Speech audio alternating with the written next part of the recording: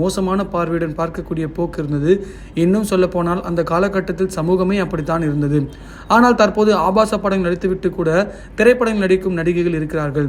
பொதுவெளியில் வெளிப்படையாக பேசக்கூடிய நடிகைகள் இருக்கிறார்கள். எடுத்துக்காட்டாக சன்னி லியோனை கூறலாம். இன்று காலகட்டமே மாறி இருக்கிறது. இதனால் தனக்கு நேர்ந்த மோசமான சம்பவங்களை சமீபத்திய பேட்டியில் நடிகை ஷக்கீலா வெளிப்படையாக கூறியிருக்கிறார். அந்த வகையில் 10 வருடமாக காதலித்து தன்னுடைய காதலன் சட்னியில் ஒரே ஒரு மிளகாய் போட்டு விட்டேன் என்பதற்காக சாப்பாட்டை தூக்கி வீசிவிட்டு சத்தம் போட்டாராம். அவருக்கு காரம் என்றால் சுத்தமாக பிடிக்காது. ஆனால் எனக்கு காரசாரமான உணவுகள் தான் வேண்டும். எனவே ஒரே ஒரு மிளகாய் மட்டும்தான் அந்த சட்னியில் நான் சேர்த்திருந்தேன். ஒன்று தான் போட்டேன்னு சொல்லி கூறியதுக்கு அது பெரிய மிளகாயா இருக்கும் என்று கூறி சண்டை போட்டான்.